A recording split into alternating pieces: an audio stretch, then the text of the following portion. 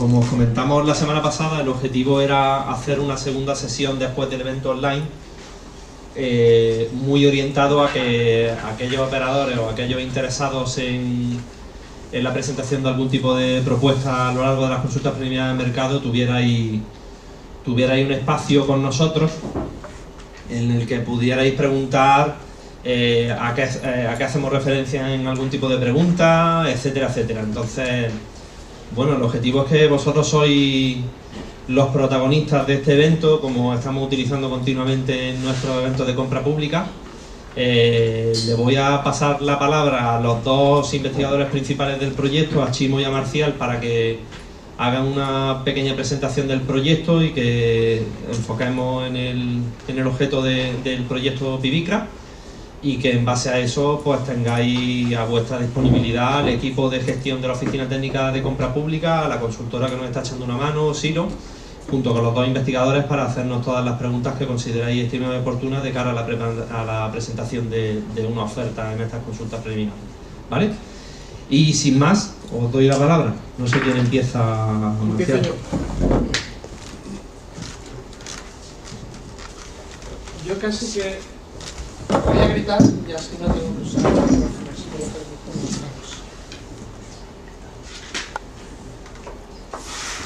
Bueno, cuando preparamos la presentación me dijeron que fuera más práctico.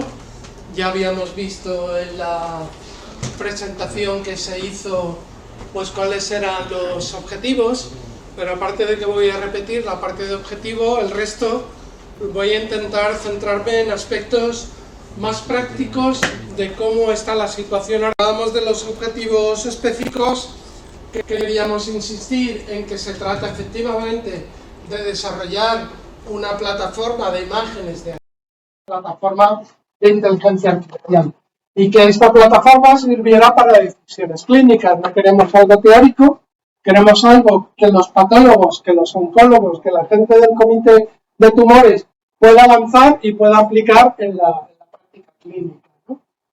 Y que integre, como hemos dicho, datos clínicos y datos genómicos, que además permita una integración viable con los distintos sistemas de información que ahora tenemos, incluidos los sistemas clínicos del SAS, y que además permita una gestión de calidad, tanto interna como externa. Gestión de calidad referida, por ejemplo, a observar si los diagnósticos, bueno, pues han sido fiables, donde hemos tenido falsos positivos, si el proceso ha sido rentable o si hay partes del proceso que hay que mejorar.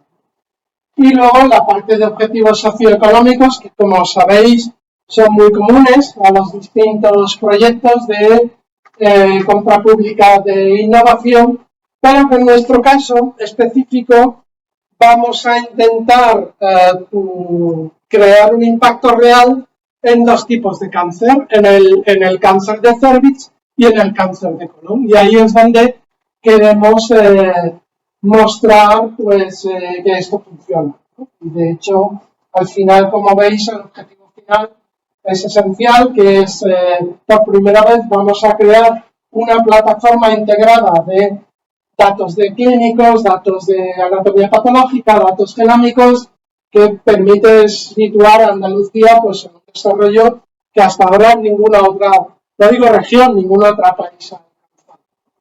Bien, en el marco de estos objetivos vamos a ver cuál es la situación en esos dos ejemplos que hemos puesto, que es relativo al cribado de cáncer de Andalucía, que es el objetivo fundamental de este proyecto.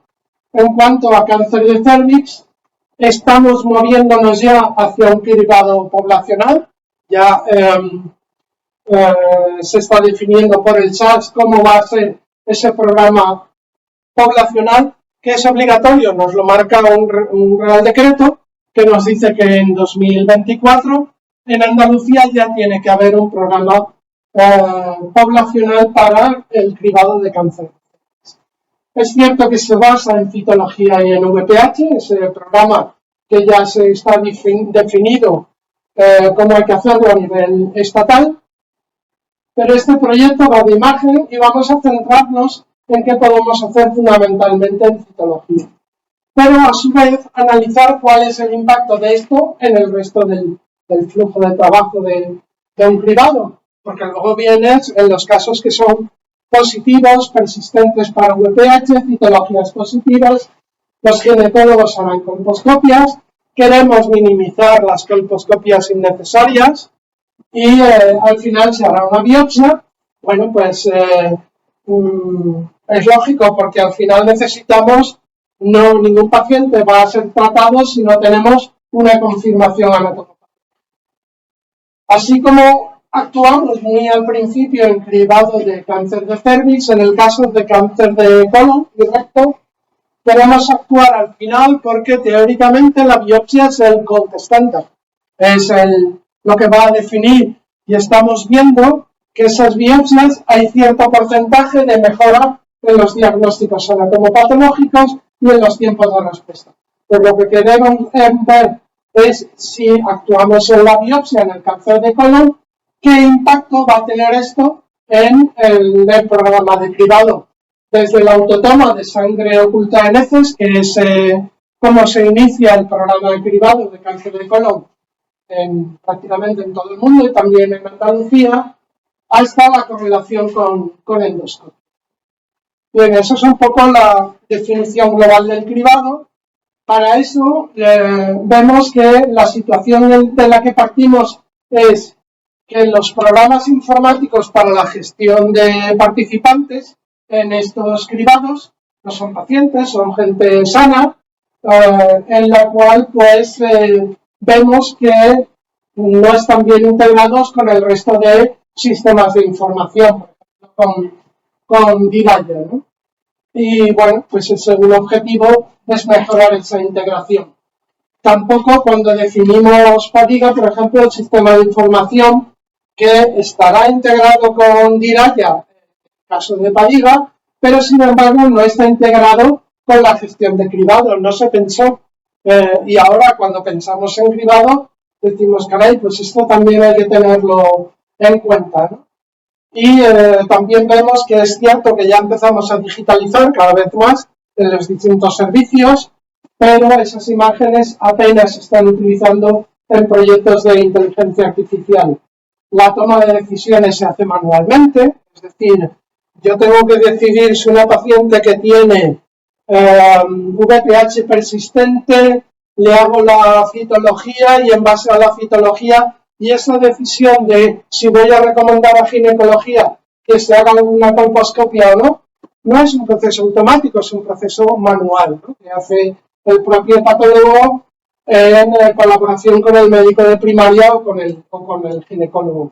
BPS, como veréis, hasta ahora no recoge datos de anatomía patológica y el registro de cáncer pues tampoco está recogiendo automáticamente los resultados de cribado. Esa es la situación general y qué es lo que hemos empezado a hacer o ya se está haciendo e implantando para evolucionar el cribado de cáncer de cervix y cáncer de colon. En la literatura lo que se describe son dos principales innovaciones en el caso de cribado de cervix. Son, por una parte, la citología digital y el aplicar inteligencia artificial en esa citología digital. De eso va Pibik.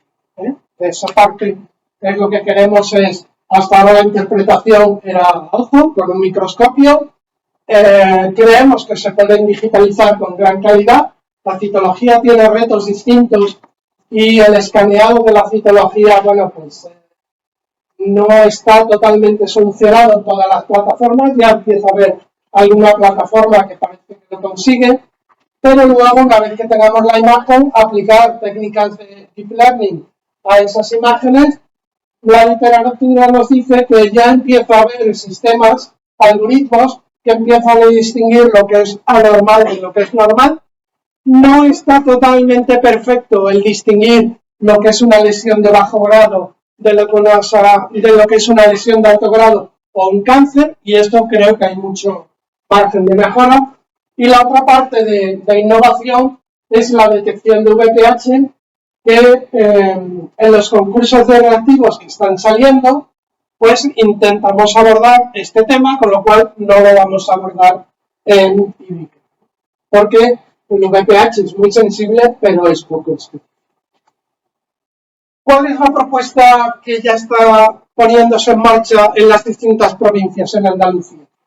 El crear centros de cribado donde en un solo centro se hace el cribado de toda la provincia.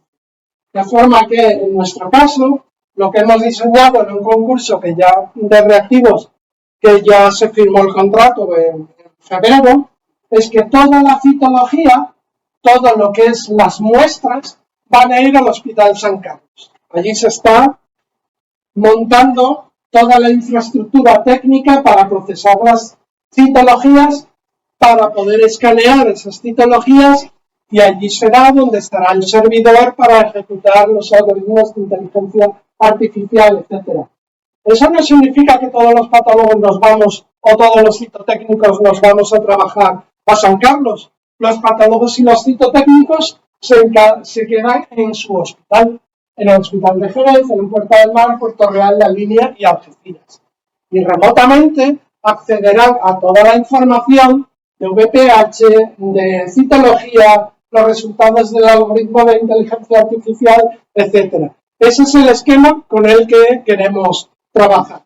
E inicialmente, por eso, ya que tenemos avanzado este diseño centralizado, proponíamos que PIBICRA pues, se lance y se pilote en la provincia de Cádiz.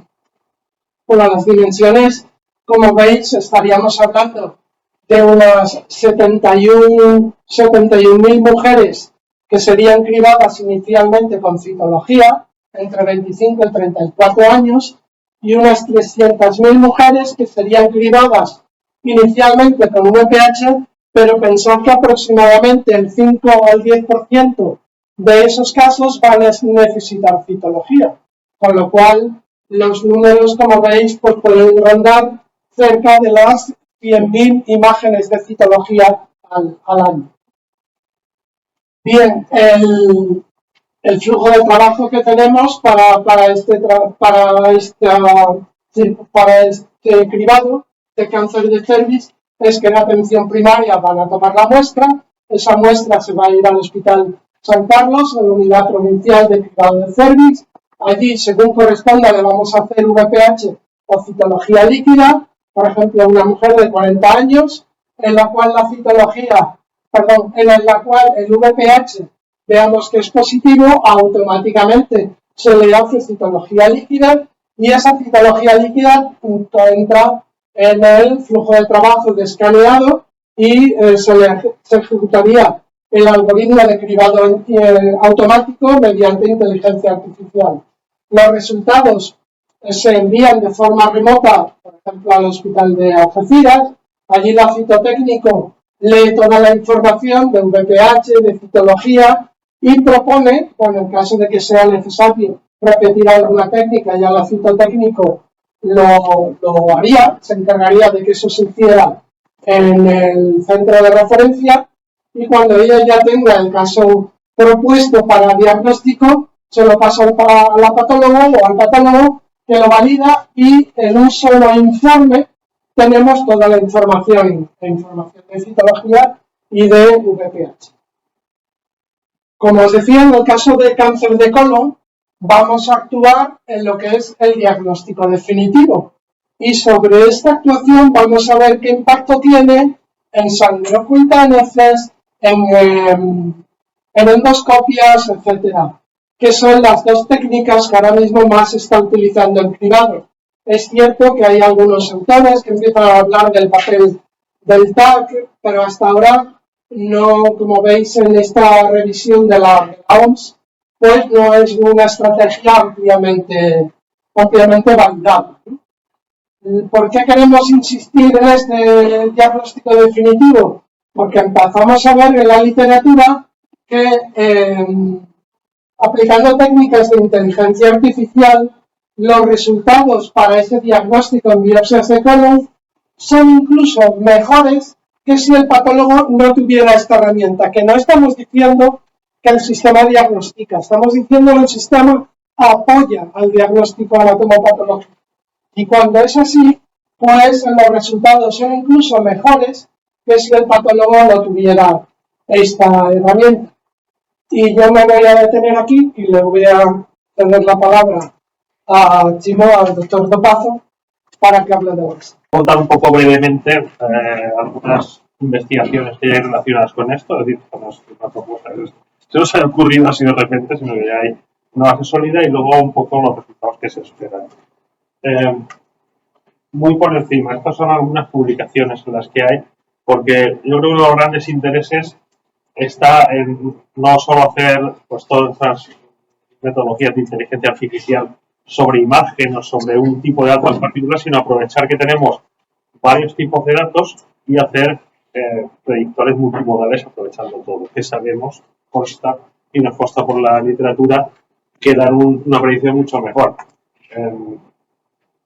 No tan optimista como esto, en el que meten todo, genómica, proteómica, transcriptómica, espacial, pero simplemente con los datos que tenemos, que son riquísimos, de datos clínicos, datos de imagen y la genómica, los datos genómicos que metamos, yo creo que con esa tríada de datos se pueden hacer cosas realmente muy buenas. Para situarlo en contexto. ¿Qué son los resultados que estamos esperando? Pues básicamente, como ya ha hablado Marcial, su uso primario para el manejo de los pacientes, pero también otra cosa que nos interesa es que estos algoritmos puedan ser reentrenados, porque según vamos a ir produciendo más datos, estos algoritmos van a poder ser reentrenados y ser mejores, ¿no? Y estamos aquí en Andalucía en unas condiciones, yo creo que inmejorables para conseguir esto. Yo no sé si, bueno, me ha pedido Dolores Muñoz que la excuse porque hoy iba a estar aquí para hablarnos de las poblaciones, pero no ha podido y me ha dicho que se lo comporte. Base de población de salud es un recurso que tenemos en Andalucía que probablemente, vamos, en Europa probablemente no haya otra cosa parecida y en el mundo que lo haya. Estamos hablando de toda la información clínica de más de 14 millones de usuarios que han pasado por el sistema de salud. Tengan en cuenta que somos 8 millones y medio, pero ha habido usuarios antes. Algunos han ido, otros han venido, etcétera, etcétera. Entonces, hay información sobre 14 millones de personas. Información completísima que va desde puros datos clínicos, datos demográficos, datos socioeconómicos de los pacientes, datos de proveedores sanitarios y, en general, utilización de recursos sanitarios, medicación, analíticas muy completas, etcétera. Es decir, tenemos una cantidad de datos que es brutal. Y yo, como usuario de esta base de datos, de algunas investigaciones que hemos hecho, los lo atestigo. Entonces, ¿qué pretende Pivigra? Pues enriquecer esta base de datos con algo que aún no tiene, que es todo el dato anatomopatológico que se va a generar en el proyecto y los datos genómicos. Los técnicos estamos intentando recogerlos ya de todo el sistema de salud, pero esto igualmente va a ser muy difícil. Esto nos va a permitir tener los tres ejes que nos van a permitir hacer este tipo de predictores multimodales y, sobre todo, reentrenar estos predictores multimodales para ser utilizados en primaria.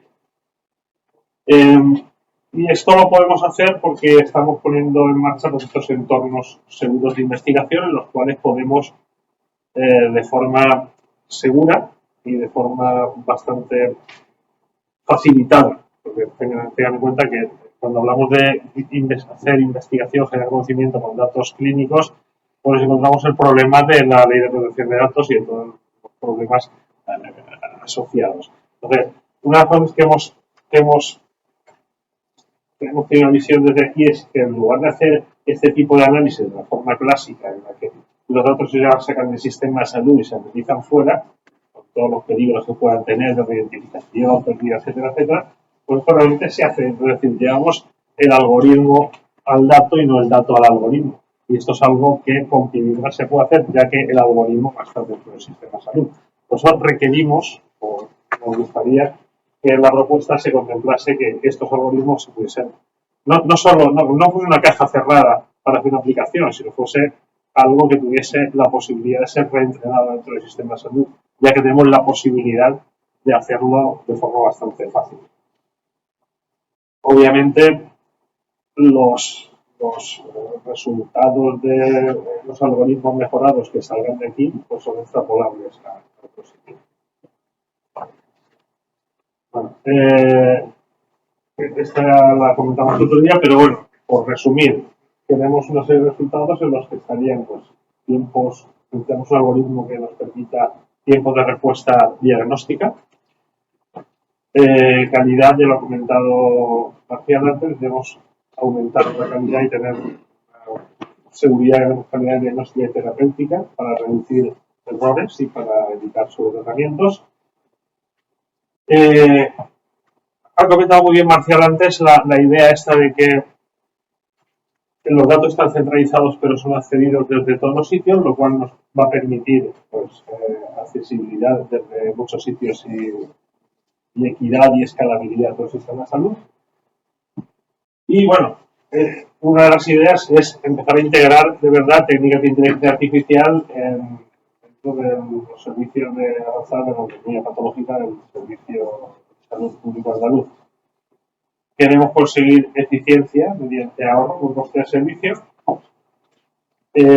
Obviamente estamos muy interesados en la calidad de la información disponible, porque esto queremos volcarlo a ETS y que sea parte del registro de cáncer. He comentado esto antes, algunos aspectos, pero realmente queremos, digamos, poner una pica en Flandes, ¿no? Y empezar a hablar de todos los problemas bióticos en el tratamiento de estos datos y el tratamiento de datos mediante inteligencia artificial, cosa que podremos hacer ya que estamos, bueno, habéis visto todos los entornos de investigación seguros y tal, pues va por ahí la idea. También, lo he comentado más brevemente, disponer de unas soluciones de escaneado en citología. Aquí se puede hacer innovación. Y, pues, como os he comentado también, tenemos bastante voluntad de atraer a la industria la Andalucía. Tenemos que tener, bueno, abrir a empresas basadas en el conocimiento para tener un tejido industrial más basado en innovación y economía basada en conocimiento. Y yo creo que, bueno, básicamente, pues eso, por más resumes posibles elementos. Necesitamos plataformas de inteligencia artificial, algoritmos que aprenden con nuevos datos que reciben. Esta capacidad que tenemos para reentrenarnos queremos que aparezca claramente. Soluciones de análisis de imagen, como comentado, y optimización de flujos de trabajo. En el tema de las citologías hay bastante margen de mejora y de innovación. Y tenemos esta interoperabilidad entre datos que podemos, al integrarlo, podemos hacerla al integrar todas estas fuentes de datos en DPS que nos permite este reanálisis y volcar esta información también en el registro poblacional de cáncer. Y bueno, básicamente al final pues queremos ver que esto funciona de verdad y ser capaces de medir un impacto de ciudades. Creo que esto gracias por su atención y aquí estamos para contestar las preguntas. Muy brevemente, porque el objetivo es que vosotros tenéis la oportunidad de preguntar y demás, pero sí creo que es importante, la sesión finalmente la estamos grabando, porque hay muchísima gente que no ha podido estar y que nos ha pedido, por favor, que de alguna manera sí le gustaría saber lo que se va a hablar en la reunión de hoy y trasladar respuestas a preguntas que nos han hecho llegar, pues, por ejemplo, esta mañana en tiempo real, ahora mismo, una compañía o grupos de investigación, etcétera, etcétera. Entonces, bueno, si os acordáis, lanzamos una encuesta en mitad del evento de la semana pasada con el objeto de recopilar información y poder solventar preguntas y dudas que la gente pudiera tener.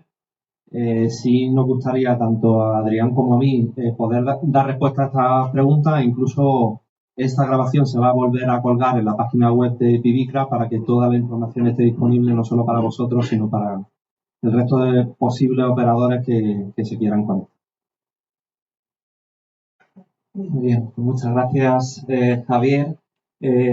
La verdad es que viendo las preguntas y las respuestas que os lanzamos a través del código QR de la jornada de lanzamiento, nos sorprende que solo un 11% no había entendido qué se esperaba conseguir después de esto. El 89% pues lo había entendido los objetivos. Eso es una buena noticia, un buen resultado. Sí que es cierto que hay ciertas cuestiones que tenemos que aclarar y que ya pues de alguna manera los participantes en este formulario querían saber más información en estos talleres pues acerca de la dotación del posible hardware necesario para las operaciones de Big Data, almacenamiento de imágenes y entrenamiento de algoritmos, quién los pone a disposición, si es el SAS. También, que ahora si quieres esa pregunta que es más técnica, pues la resolvemos con los expertos.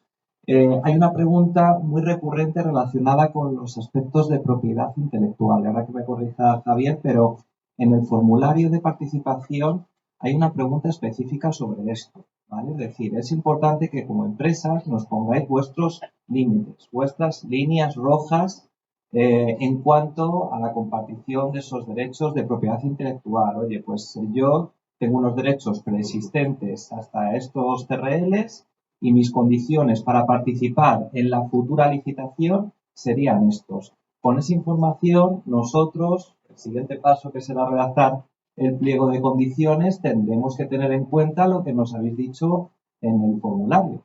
Entonces, por tanto, aquí no hay una respuesta correcta o incorrecta en las preguntas que os hemos lanzado en el formulario. Todas para nosotros son respuestas pertinentes.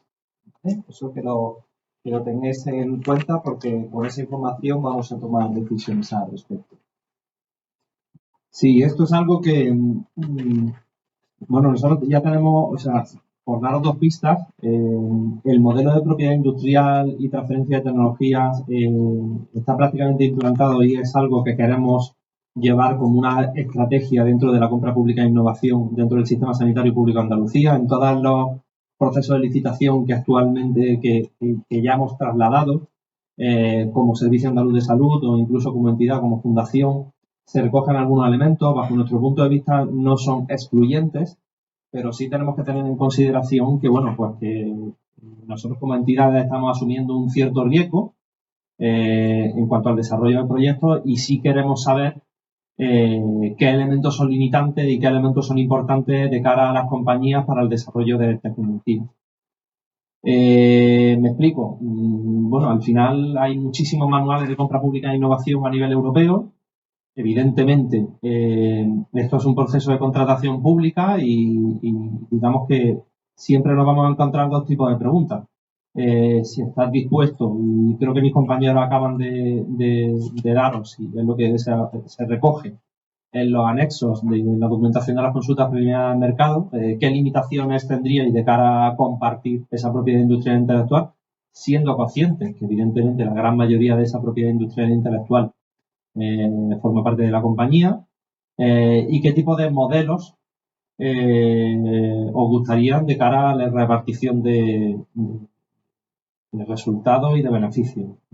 Nosotros somos partidarios y esa es la estrategia no solo para este instrumento, sino para todos los instrumentos de colaboración público-privada, propiedad industrial e intelectual del sistema sanitario, que, bueno, pues tenemos en consideración aquello de al César lo que es del César.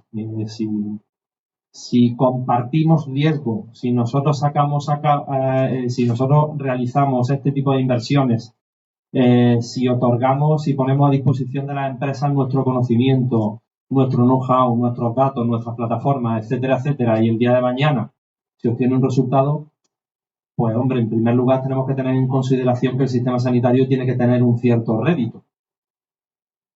Algo muy sencillo. Si nosotros estamos utilizando el instrumento de compra pública e innovación para el desarrollo de un producto comercial, como podréis entender, se nos puede quedar una cierta cara de tontos si el día de mañana el producto final me cuesta lo mismo que a la Comunidad de Madrid.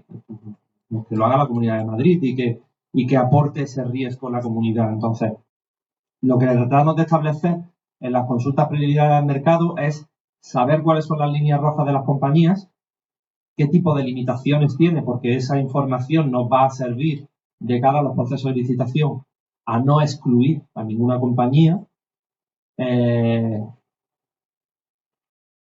Repito, no es un elemento excluyente en el proceso, en el procedimiento de limitación de contratación. Y lo segundo es qué tipo de modelos colaborativos, teniendo en cuenta las mil vicisitudes que pueden tener las compañías.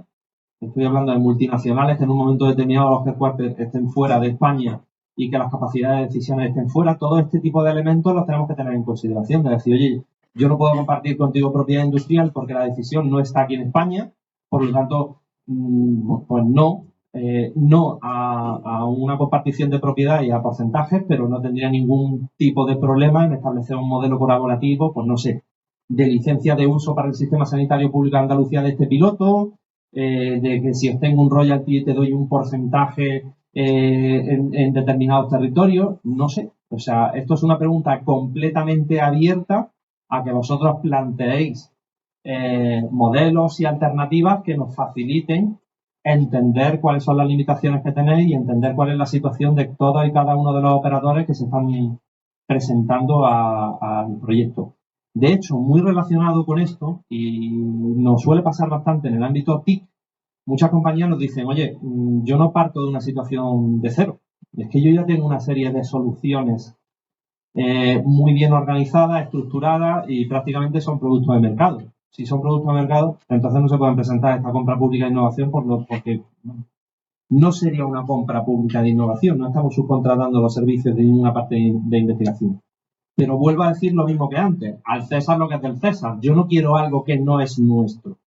Yo lo que sí quiero es que si vamos a co-desarrollar, si vamos a asumir un riesgo compartido, si voy a abrir mi know-how, si te voy a poner a tu disposición el sistema de salud, grandes investigadores del ámbito de actuación del proyecto, datos, procedimientos de validación, si te voy a hacer un acompañamiento en la segunda fase, porque nuestro objetivo es que los proyectos no mueran en el producto final, sino que toda la estrategia que estamos llevando a cabo en la Oficina Técnica de Compra Pública es adelantarnos a la finalización de los proyectos para que haya una fase posterior que permita la certificación o el marcado CE de ese tipo de productos y que permita la transferencia a la práctica clínica real. Aquí hay compañías que han participado en otros proyectos de compra pública de innovación del sistema sanitario y con ellos nos estamos sentando porque los proyectos están finalizando y estamos haciendo una prospectiva, una evaluación de cómo podemos llevar a cabo las siguientes fases.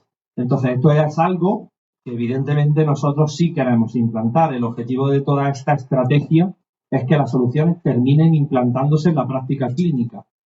Y si no, no es un proyecto de CPI para nosotros. Entonces, hay una gran variabilidad de vicisitudes y que no conocemos la naturaleza de cada una de las compañías. A día de hoy estamos lanzando al mismo tiempo dos consultas preliminares de mercado. Uno de un medicamento de vanguardia, que es un CAR-T, y otro de un proyecto de Big Data. La realidad de la propiedad industrial e intelectual de este tipo de compañías no tiene absolutamente nada que ver. Pues esto es algo que necesitamos limitar y adaptar a que los operadores que se vayan a presentar se sientan cómodos en este modelo. Ha comentado Javier que hay una política, una estrategia de derechos de propiedad intelectual que en dos proyectos ya se desarrolló para el proyecto de biopsia líquida Suran.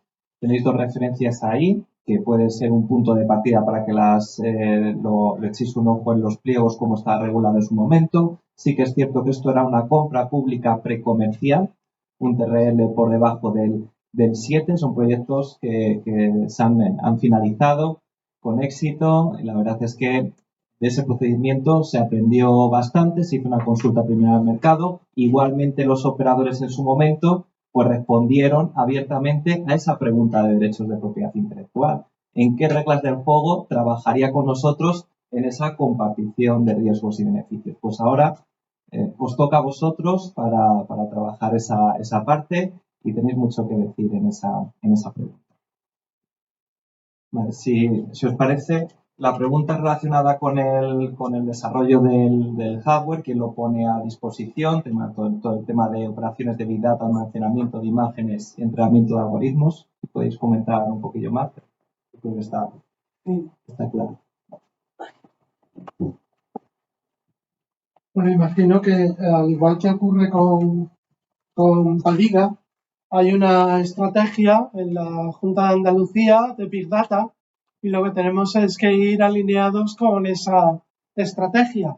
De la misma forma que al poner un sistema de información clínica debemos depender de cómo es la estructura de Diraya, cómo me voy a comunicar con ellos, etcétera, ¿no? Los recursos que tenga esa estrategia de Big Data no están diseñados para lanzar este proyecto. Lo habrá recursos específicos que este proyecto necesite en Big Data en cuanto a hardware, en cuanto a almacenamiento, etcétera, que serán necesarios que el proveedor también los ponga, ¿no? Es decir, dudo, la verdad es que desconozco todos los detalles, ¿no? Pero dudo que ya tengamos resuelto todo el almacenamiento y todo el equipamiento de servidores, para entrenar algoritmos de inteligencia artificial, ya está todo disponible para lanzar Pivica. No, creo que también los proveedores tendrán que, en colaboración con los compañeros que llevan la estrategia de Big Data, pues aportar también ese equipamiento.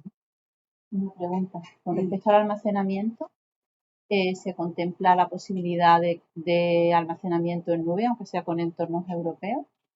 Porque quería comentar, por ejemplo, en el último ataque, el ciberataque que se ha sufrido en Cataluña, pues lo único que tuvieron servible era un algoritmo, por ejemplo, de una empresa de las nuestras, para cardio en la resonancia, porque estaba todo en la nube, en una nube de entorno europeo con Macafe y todo el rollo este. Pero, y se libró completamente del ciberataque.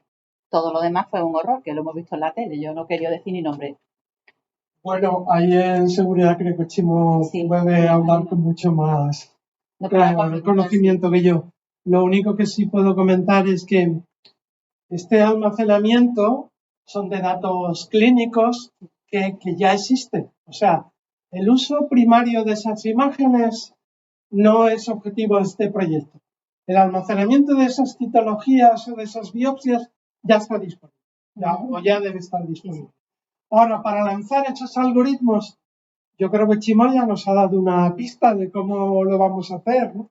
Creo que él puede responder más en detalle. Sí, bueno, a ver, sobre todo la parte, yo creo que lo que nos va a faltar sobre todo es la parte de la aplicación del uso primario, o sea, todo el cálculo que necesita hacer los algoritmos para ver, pues, para definir lo que hay en una citología, lo que sea, eso no está en el sistema de salud. No sé si conocéis que hay un proyecto de Red.es para la implantación de Big Data dentro del sistema de salud, que ya está en marcha, que hay una inversión de 4,5 millones. Y bueno, ya está en marcha, está ahora con algunos proyectos pilotos, a partir del año que viene empieza a funcionar en modo más abierto. Y ahí sí que se podrá hacer esta parte de el reentrenamiento, etcétera, etcétera. Es decir, todo lo que es el uso secundario se puede hacer ahí, aparte en otros entornos de cálculo de confianza que tenemos por ahí montados con otros proyectos de infraestructura más orientados a investigación. Aquí nos estamos moviendo, o sea, reentrenar o entrenar y mejorar el entrenamiento del algoritmo, nos estamos moviendo en ese extraño terreno que es entre la aplicación y la investigación. Porque en el fondo estás haciendo algo nuevo, pero tenemos una aplicación, pero va a tener una aplicación directa, o sea, es translacional. Lo tendrás que validar, claro, indudablemente. Sí, pero para eso tenemos el entorno para validarlo precisamente. Pero bueno, el entorno y los datos, quiero decir que hay aquí. Lo bueno de usar BPS es que cada momento podemos hacer retrospectivamente lo que ha venido anteriormente, una evaluación de cómo está funcionando un mejor entrenamiento. Entonces, lo que podemos hacer y es parte de esa mejora. Pero lo que sí que no tenemos es en Diraya, es decir, codo a codo con Diraya, lo mismo que tienes los equipos de radiografía, pues harán falta los equipos para hacer este tipo de valoraciones de la imagen. Eso sobre todo es lo que yo veo más que nos hace falta. En términos de hardware. Sí.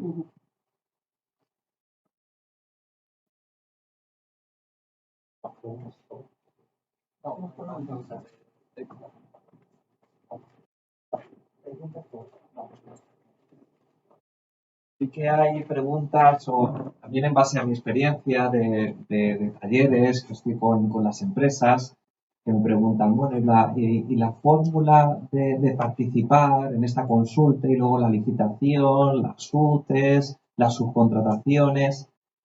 Lo primero, en este momento de la consulta, la modalidad de participación, luego lo comentaremos, es libre. Podéis participar de manera parcial, podéis participar de manera integral, resolviendo todo el reto. No tenemos ninguna limitación en ese sentido. También es cierto que cuando salga la licitación, pues ahí habremos configurado unas solvencias, habremos configurado una serie de criterios para acceder a la licitación, que de alguna manera lo tenéis que cumplir. Hay diferentes formatos. Podéis ir en UTE, seguramente que también se habilitará la subcontratación, teniendo en cuenta que la subcontratación también aporta solvencia a la empresa líder del consorcio. Entonces, aquí, de momento, en este paso en el que nos encontramos en consulta, total libertad para responder a la ficha de manera individual o conjunta con cualquier operador.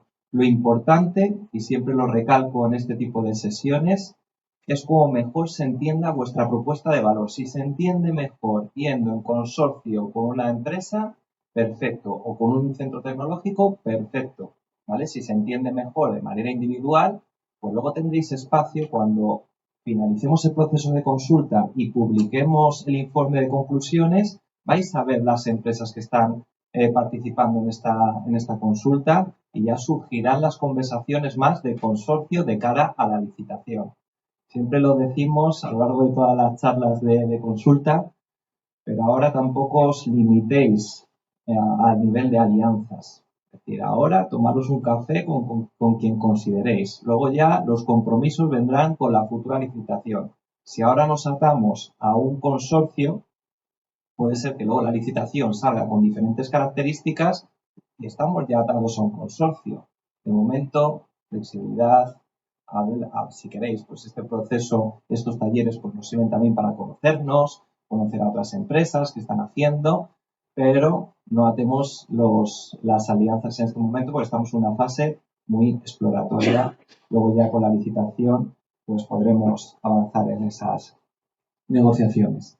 Si os parece, como vamos a tener un espacio al final de dudas y preguntas y abriremos la ronda a todos, si os parece vamos a arrancar la parte más de procedimiento, que yo creo pues que quedó lo suficientemente claro en la jornada de lanzamiento, pero sobre todo quiero recalcar qué es lo que perseguimos en la consulta. Lo comentó muy bien Javi en la jornada de presentación, pero prácticamente estamos lanzando preguntas abiertas para que nos orientéis en la contratación. Por eso os preguntamos sobre una breve respuesta funcional de cómo abordaríais el reto. Y con esa información podremos definir lo que es el objeto del contrato.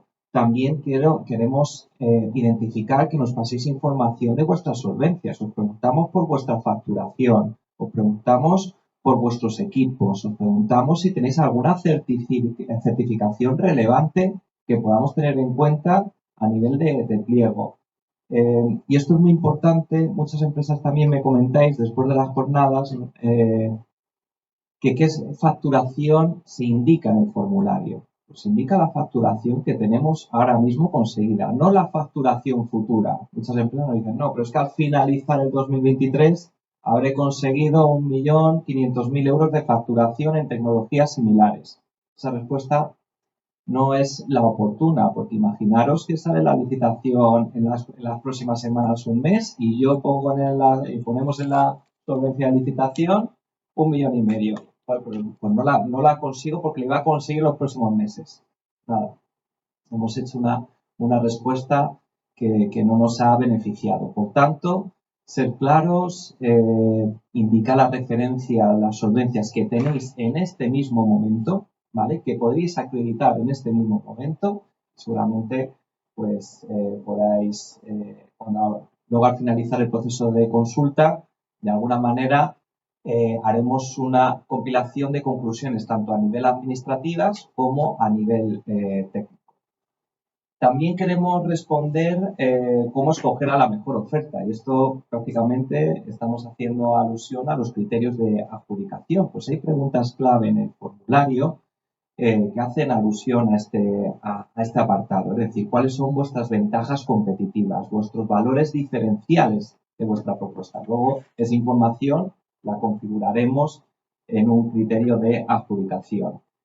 ¿Cuánto va a costar resolver este reto que nos han puesto encima de la mesa? Y yo os recomendaría, os aconsejaría dar un presupuesto lo suficientemente detallado. Si no lo tenéis bien atado, darnos horquillas, pero que aquí lo dice en la jornada de lanzamiento, cuanto más detalle consigamos en este paso, seguramente más rápido iremos en la configuración de la licitación. Si, por ejemplo, en la pregunta de presupuesto nos decís, pues esto vale 2 millones y nos quedamos con 2 millones, pues no os estáis ayudando en el proceso porque luego nosotros, el equipo, tendrá que justificar ese precio. Costes directos, costes indirectos, beneficio industrial. No pasa nada porque nos indiquéis cuál es vuestro beneficio en este sentido y hagáis un desglose del presupuesto. Luego, pues se compilarán todas las respuestas y se podrá justificar de mejor manera ese presupuesto si lo tenemos lo suficientemente desglosado. Y también, pues, con respecto a lo que hemos comentado de la propiedad intelectual, lo que comentaba Javier y adelantaba es que nos pongáis encima de la mesa cuáles son vuestros límites, de qué derechos preexistentes vais a partir en el desarrollo de la innovación. Toda esa información para nosotros es muy pertinente. Repasar un poco los hitos que tenemos en el marco de la consulta preliminar al mercado. Como sabéis, el 21 de marzo lanzamos la jornada de presentación de las consultas preliminares al mercado. Se publicó el anuncio de las bases con toda la documentación, tanto el formulario como el clausulado base, como el anexo, como el formulario de preguntas.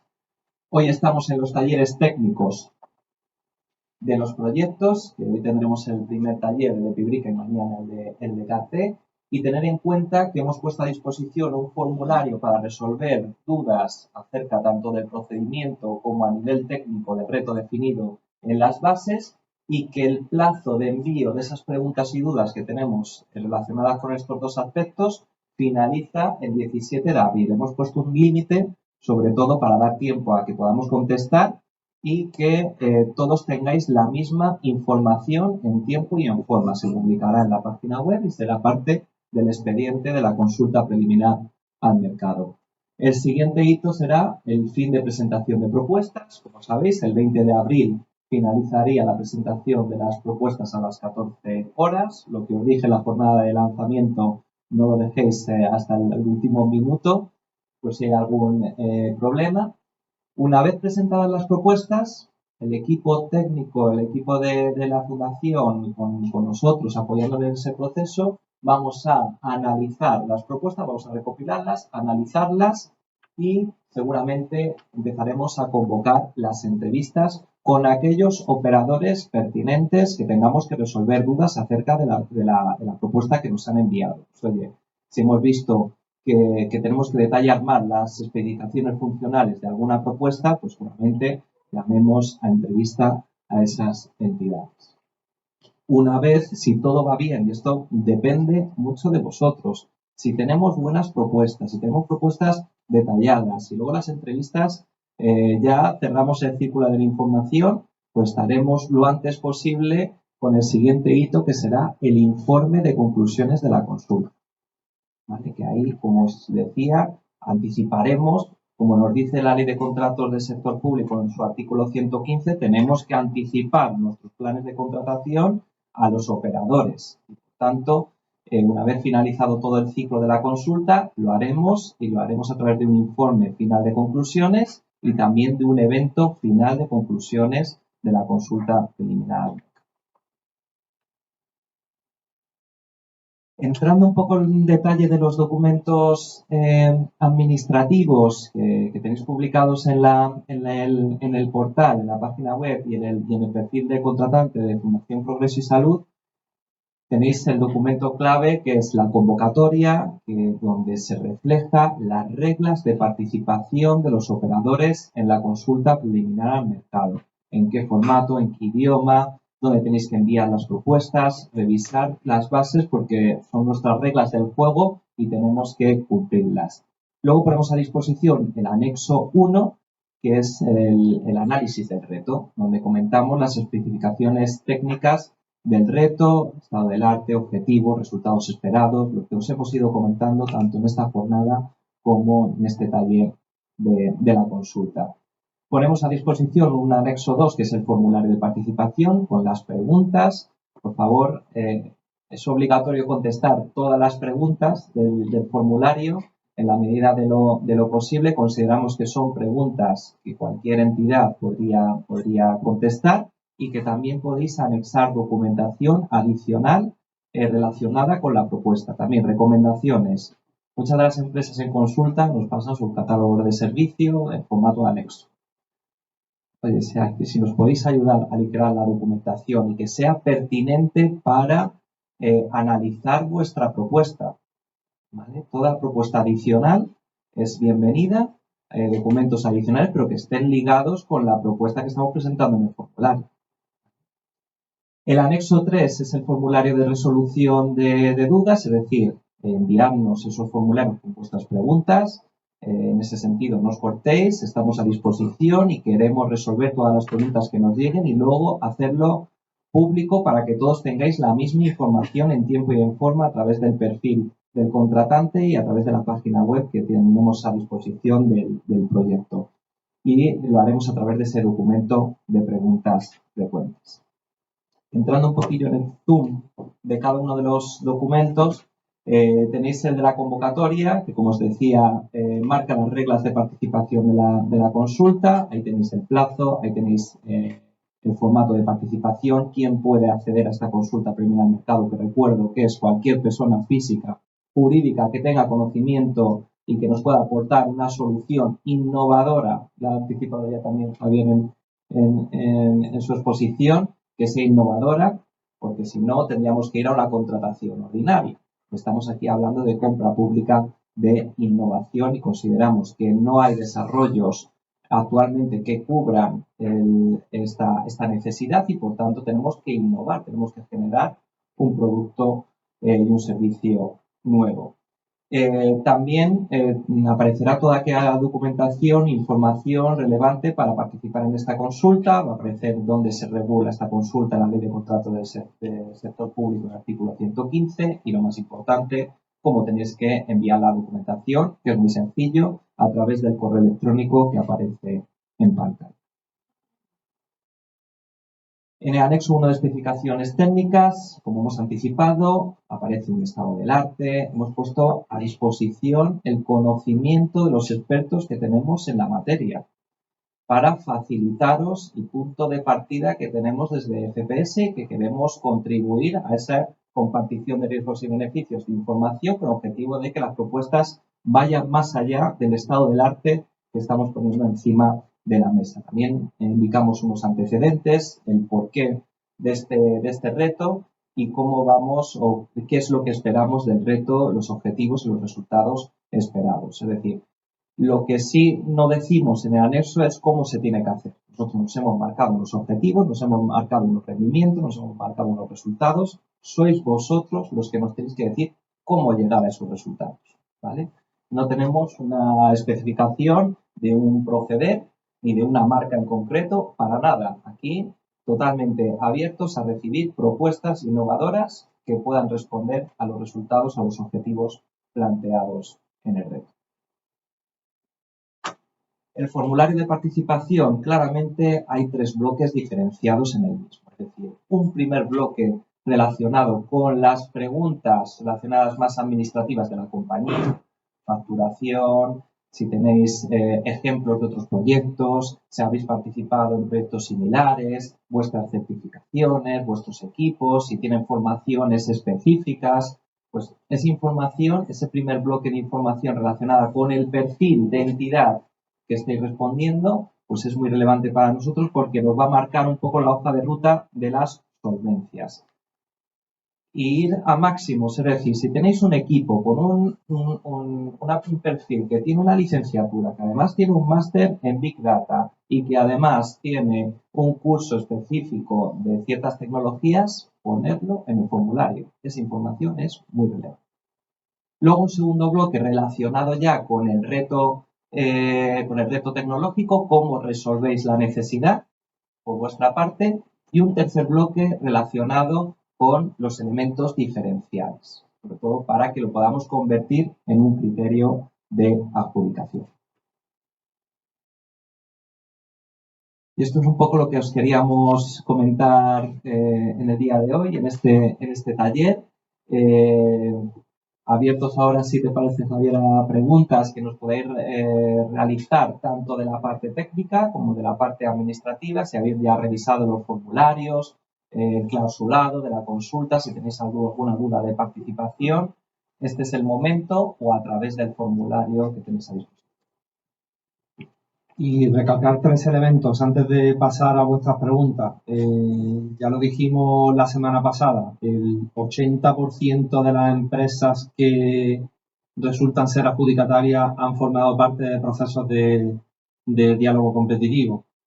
Al final estáis influyendo en nosotros. Nosotros necesitamos recopilar una información para saber el estado del arte, y esta información nos es crítica y vital para montar el futuro proceso de licitación. Por lo tanto, no os quedéis cortos. Una de las cosas que más le preocupa a la gente, y ese segundo punto, es la confidencialidad de la propuesta y el uso que nosotros en un momento determinado podemos hacer de ese tipo de información. Tenéis a vuestra disposición ese anexo, y si consideráis que hay determinada información que es sensible en el apartado, especificadlo. Hacéis una descripción del elemento y decís, para más información, ir al documento X, en el que, por favor, necesitamos que se maneje como un elemento confidencial. Y ya sabemos que esa información extra que nos habéis dado nos permite la identificación y la configuración, la caracterización de lo que nos estáis planteando, pero que no se puede utilizar. Ese es un elemento súper importante para lo que ha estado comentando también Adrián. Tercer elemento, toda la documentación tiene que ser posible su acreditación, porque en el procedimiento de contratación y de licitación, todos esos criterios de solvencia, si no se cumplen, van a provocar la exclusión de esa oferta. Por lo tanto, súper importante que cuando se ponga un volumen de facturación, un número de empleados, una certificación de las capacidades en cuanto a investigación y desarrollo del equipo, puedan ser acreditadas, porque si no podéis estar fuera del procedimiento, ¿vale? Y yo creo que no hay mucho más. Hemos estado hablando hace un rato y nos están llegando 2 tipos de consultas.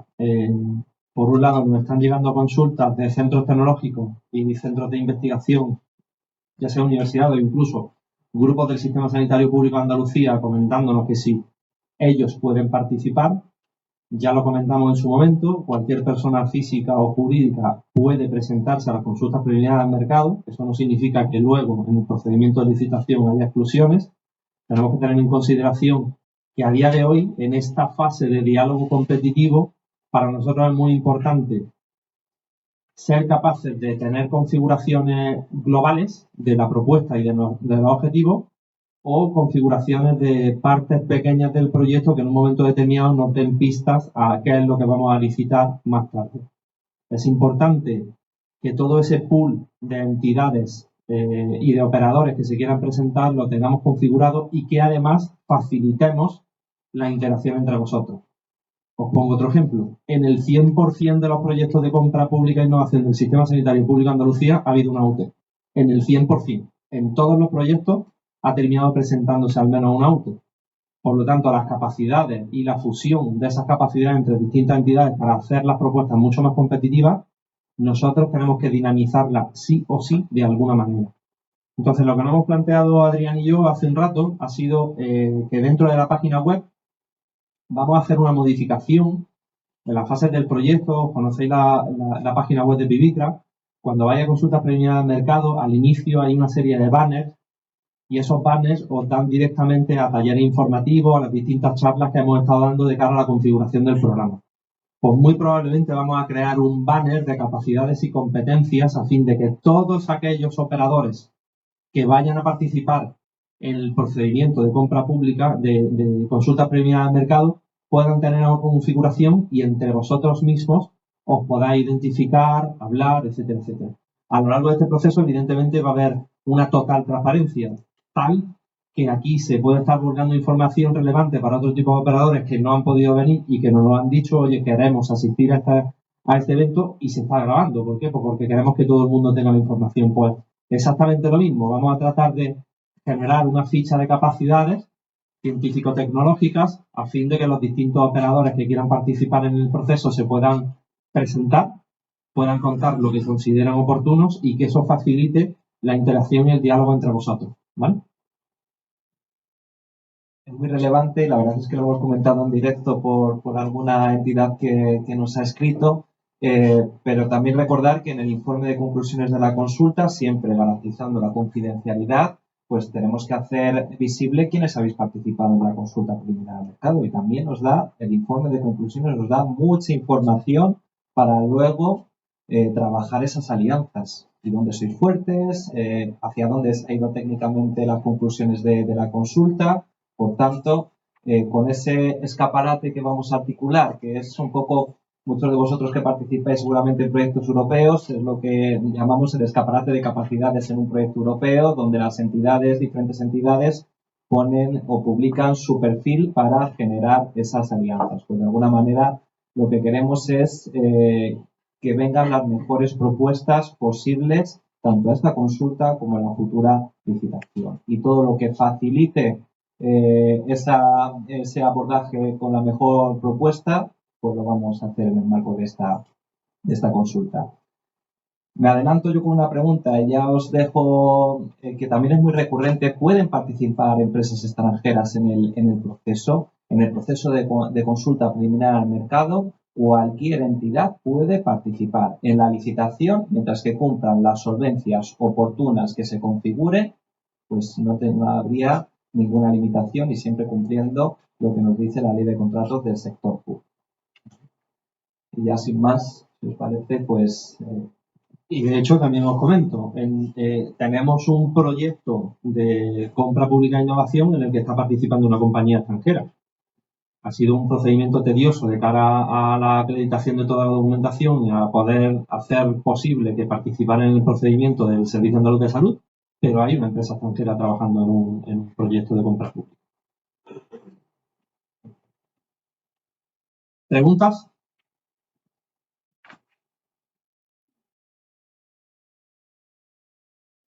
¿Te paso el micro mejor?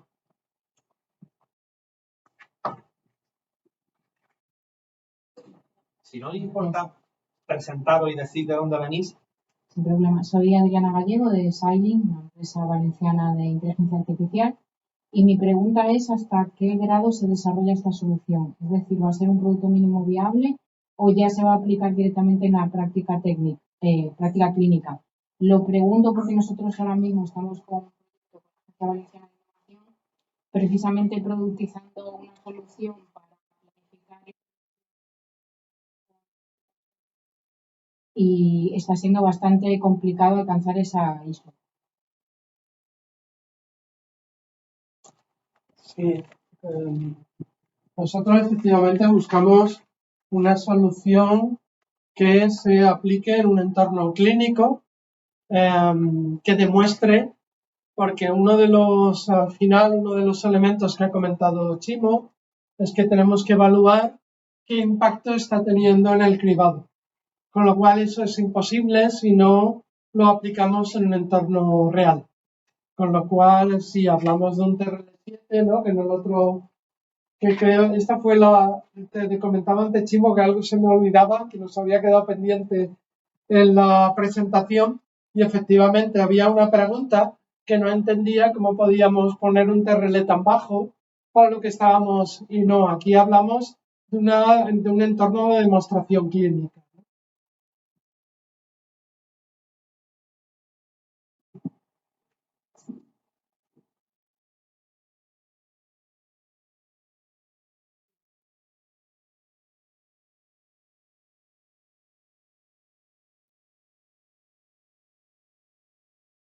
Buenas tardes, soy Consuelo Mora del grupo Bosoni. Vengo en representación tanto del grupo Bosoni como de Elliott Cloud, que es una desarrolladora de software tanto a nivel de inteligencia artificial y Big Data.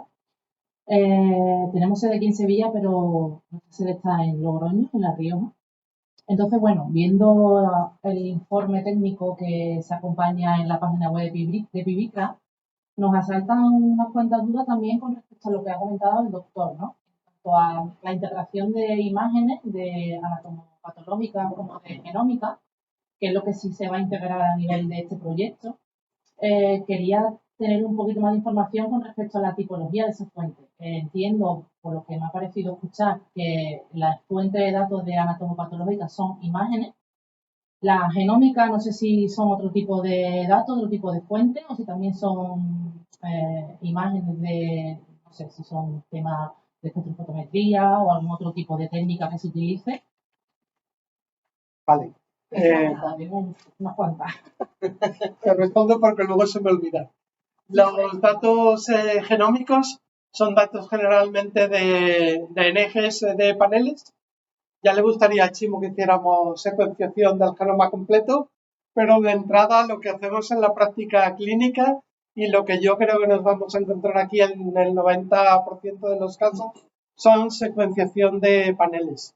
En muchos de esos casos tenemos que hacer paneles buscando mutaciones de CARRAS, de NRAS, etcétera. Entonces son los datos de NGS de paneles los que fundamentalmente vamos a encontrar ahí. ¿Cuál es la propuesta? Que no los tengamos como ahora mismo los tenemos encerrados, sino que pudiéramos tener una plataforma y ahí es Chimo quien nos puede comentar sobre esa plataforma genómica, ¿no?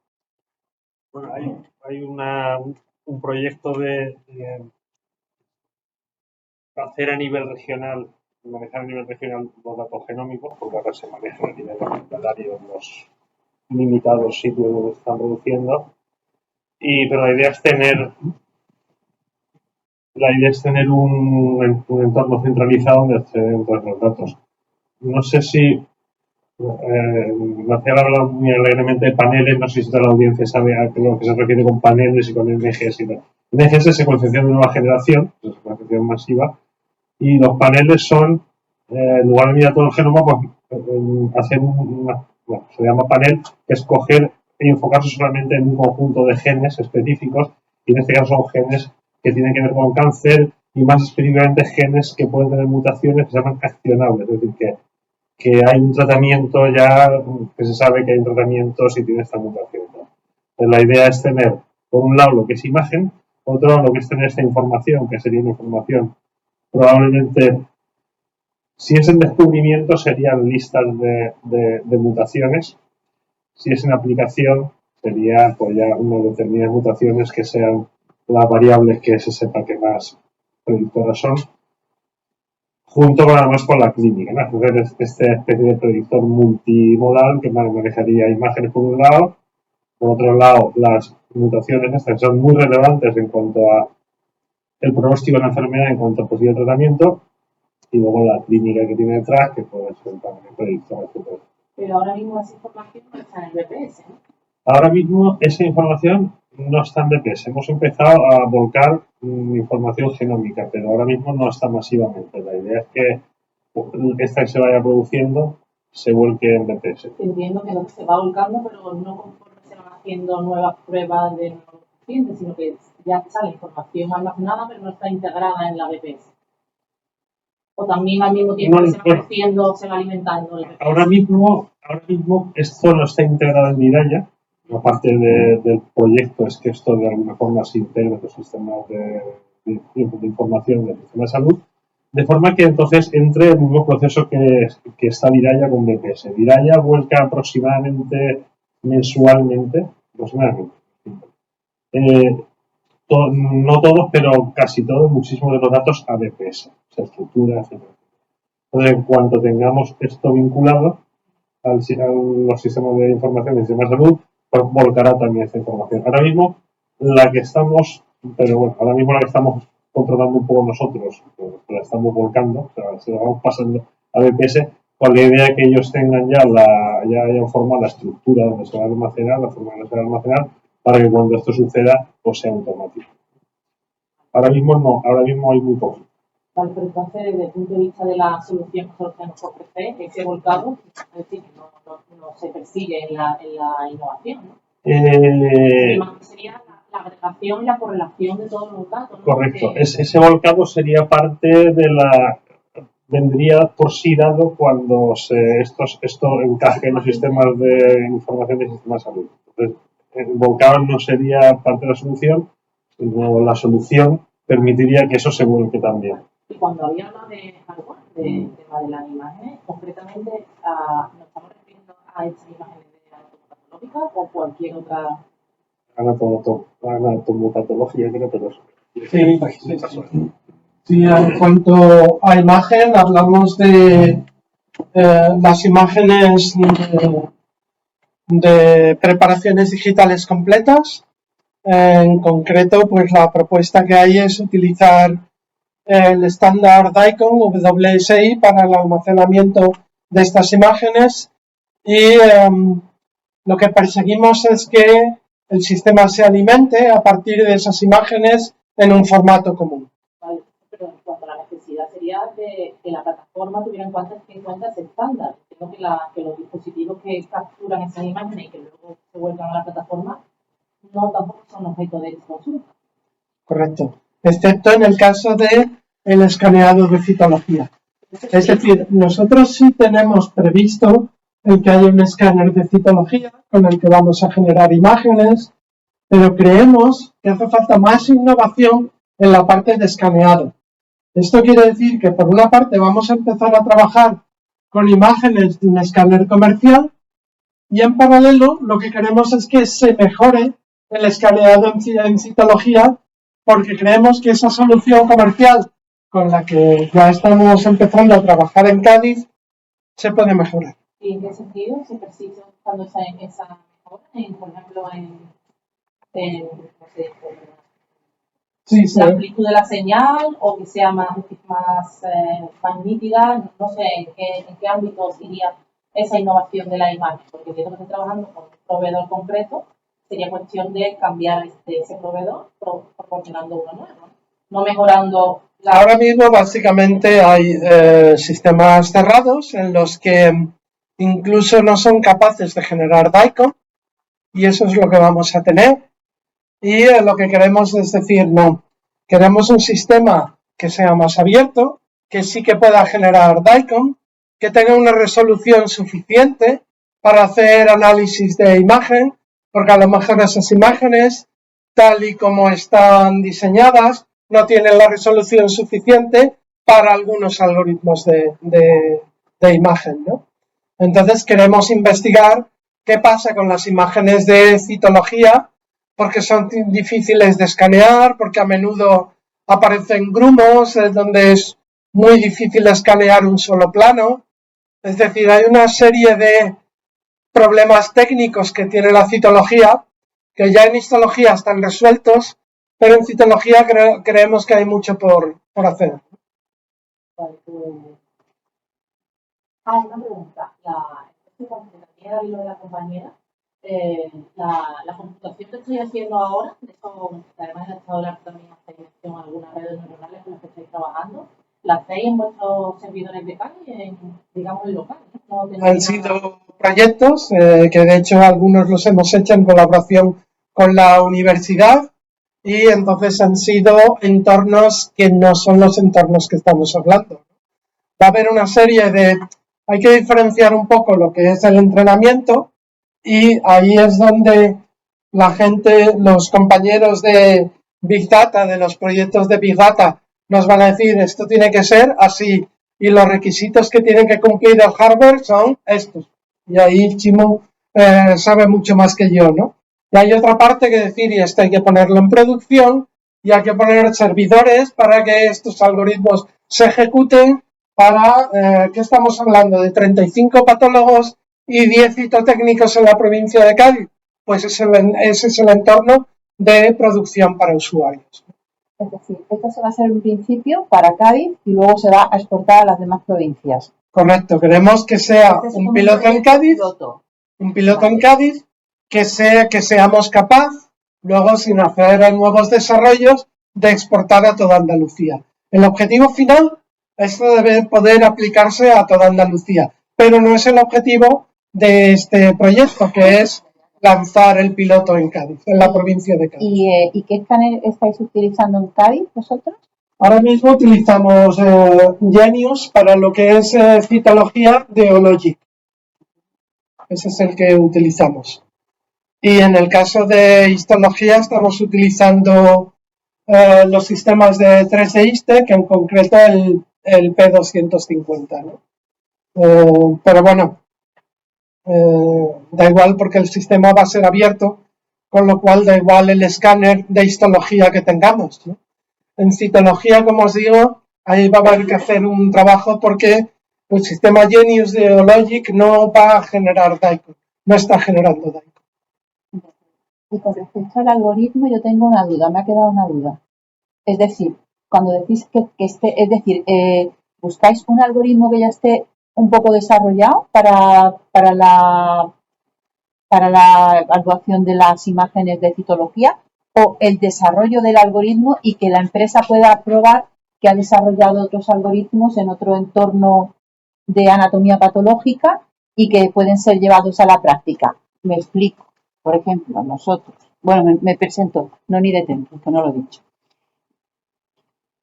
Por ejemplo, si tienes desarrollado, imagínese, en inestabilidad de microsatélites, tienes desarrollado un algoritmo que pone la hematosilinea y dice, pues esto no va a tener, pues, ¿qué valor predictivo negativo tiene? Pues tienes que tener prácticamente 98 o 100, bueno, deseable. Ok, y a esto que me sale que sí, pues ya le hago otras técnicas, me ahorro pues un montón de trabajo en una cosa que tiene un 10%.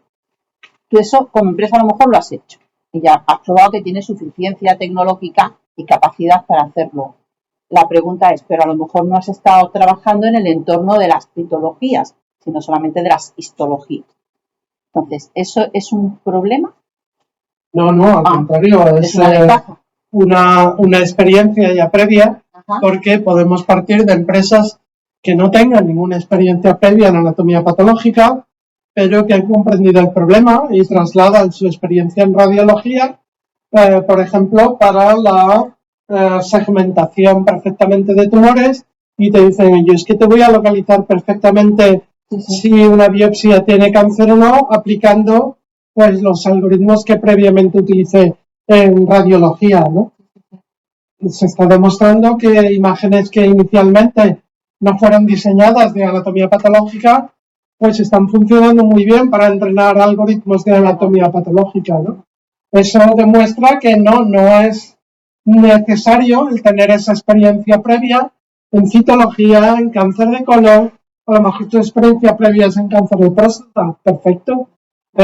Tú tienes que demostrar que eres capaz de trasladar esa experiencia a lo que estamos pidiendo, ¿no? Por ejemplo.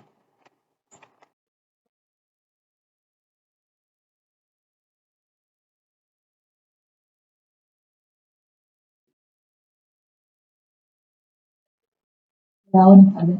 Yo soy Marta de Cidesol, venimos de Granada, y tenía una duda relacionada justamente con lo que comentaba la compañera. ¿Habría algún TRL mínimo de partida? Es decir, ¿se exigiría algún tipo de desarrollo previo, o si simplemente tenemos el conocimiento y los medios necesarios para poder llegar a la solución esperada y en el TRL esperado sería suficiente? Eso lo dejamos.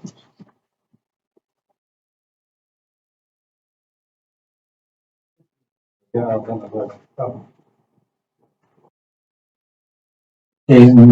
que vamos a decir lo mismo, o sea que limitaciones no hay ninguna.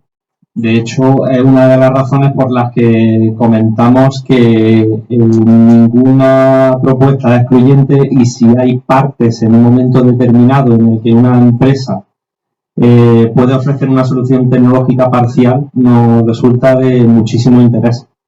Esto es una CPTI y puede ir desde TRL0 para adelante. De hecho, para determinados elementos nos gustaría que nos sorprendierais, porque a lo mejor estamos pensando en una solución, porque al final, quiera o no quiera, aunque durante el proceso de compra pública nos focalizamos mucho en la configuración y caracterización de una necesidad, bueno, al final las soluciones o las posibles alternativas siempre se nos plantean, y si aparece una solución o una alternativa plausible que se puede hacer en el horizonte temporal del proyecto, que es la mayor limitación que vamos a tener, y la buena noticia es que esto es un relanzamiento de un proyecto de compra pública que lamentablemente la COVID-19 nos dejó sin fondos, ha pasado a un nuevo programa operativo, lo que quiere decir es que se incrementa de manera exponencial el tiempo de desarrollo del proyecto, por lo tanto no es una limitación con respecto a otros proyectos de compra pública en el que hemos ido prácticamente con la lengua afuera y presionando muchísimo a los operadores. Tenemos prácticamente hasta el año 2027 para el desarrollo. La fecha específica no la puedo decir porque ahora mismo no me acuerdo, pero forma parte de este nuevo programa operativo, con lo cual tenemos muchísimo tiempo para este proyecto. Para que os hagáis una idea, nosotros nos ha venido muy bien no solo en este proyecto, sino en el anterior, en el siguiente, en CAR-T, porque ahí sí queremos, gracias a este incremento de tiempo, hacer una pequeña validación clínica con pacientes. Pero en este caso, digo, no tenemos limitación. La única limitación que íbamos a tener con este tipo de proyectos era el tiempo de desarrollo. Y a día de hoy no la hay. O sea que abierto a cualquier alternativa que en un momento determinado nos abra la luz y nos haga incluso cambiar de parecer en determinadas cosas. Gracias por la pregunta, aunque es muy pertinente. Y tenéis en el formulario dos preguntas relacionadas con los TRL, sobre todo si tenéis desarrollos previos con unos TRLs ya, pues que van en una investigación básica al respecto, indicarnos esos TRLs ya de componentes o desarrollos persistentes. Y luego para la ejecución del proyecto, es decir, lo importante también que tenemos que tener en cuenta es de qué TRL vamos a partir cuando se haga la licitación y se adjudique. La empresa va a partir de un TRL concreto y tiene que llegar a un TRL concreto. Pues básicamente os estamos trasladando esa pregunta en el formulario. Dime lo que has hecho previamente y en qué TRL se encuentra, y dime lo que podrías hacer en el marco de este proyecto y hasta dónde podrías llegar. Ya el doctor Macías nos ha explicado hasta dónde se quieren las intenciones de lo que se quiere llegar. Pues decirnos vosotros cómo podéis llegar a ese TRL. Como ha comentado Javier, en el anterior periodo teníamos una limitación temporal muy relevante. En este momento, con los fondos FEDER seguramente de 21-27, pues los proyectos tendremos tiempo para ejecutarlo y dar los saltos de TRL oportunos con tiempo. Entonces, abiertos a que nos indiquéis cuál sería el TRL oportuno. También nos afecta la fuente de financiación. Hay programas de compra pública de innovación que solo pueden llegar por el componente financiero hasta un TRL 7, que es el prototipo. Es un prototipo. Aquí no tenemos ese tipo de limitaciones.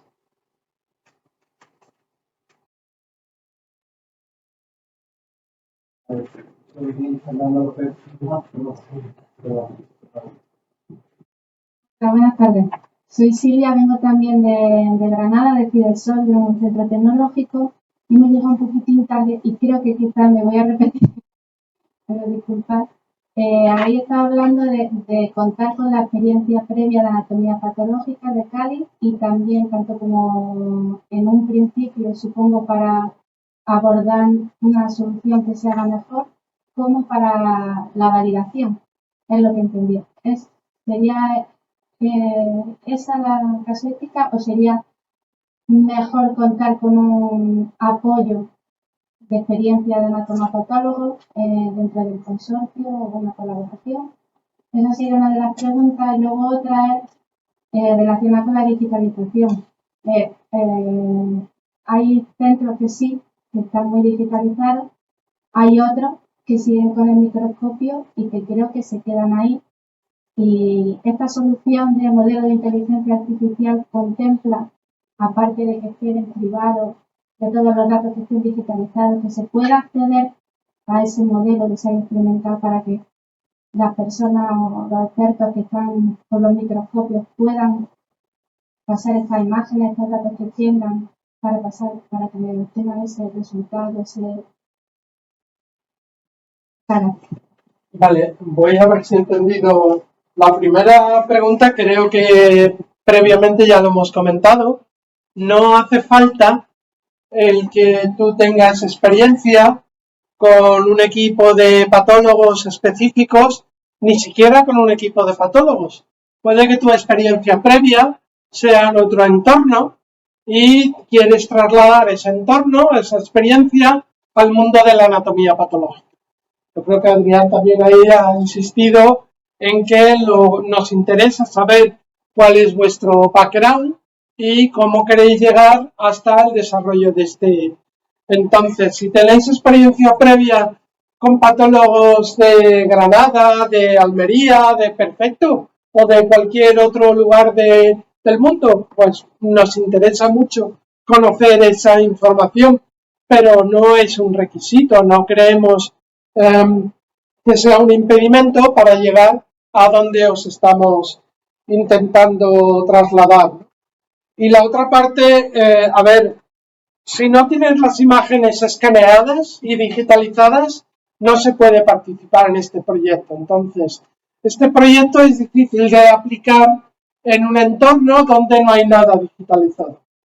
Tiene que ser un entorno y cuando lo traslademos al resto de la provincia de Cádiz, esperamos que ya esa provincia de Cádiz ya tenga escáneres.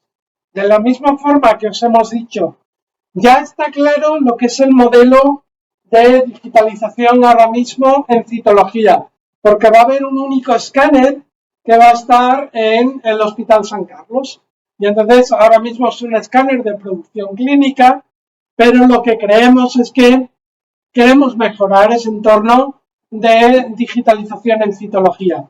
Pero en el caso del cribado de cáncer de colon, el proyecto no contempla que haya que poner escáneres en cada uno de los centros, sino que en aquellos centros que ya tienen escáner, y probablemente creemos que en el margen temporal del que estamos hablando, los centros de la provincia de Cádiz tendrán ya su propio escáner, en este caso para digitalizar las biopsias de colon. Pero efectivamente es un requisito previo y en el caso de las biopsias no contemplamos que la oferta incluya escáneres para digitalizar las biopsias de colon. No es el objetivo y no lo hemos incluido como elementos necesarios para el proyecto. Una pregunta, perdona, como decía, ¿hay algo? ¿No? Perdón. Pues nada, soy Fernando López, de la empresa Vitro de aquí de Sevilla. A ver, básicamente yo creo que ya me has contestado, Marcial, a la pregunta. Entiendo que para la parte, es que hay un batiburrillo de ideas que a mí me dejan un poco confuso, ¿vale? Pues relacionado con el colon, por empezar por un sitio. Estamos hablando que una de las cuestiones que vamos a abordar o que se quiere abordar en el proyecto es el diseño y desarrollo de algoritmos de análisis de imágenes sobre cortes histológicos de biopsias de colon, ¿correcto? Sí.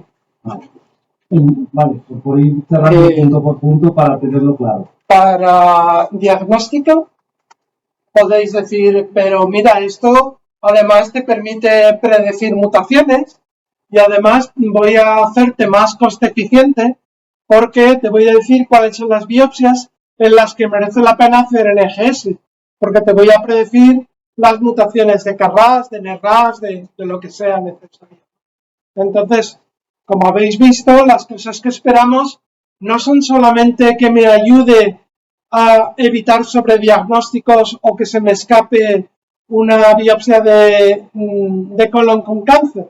Eso es fundamental.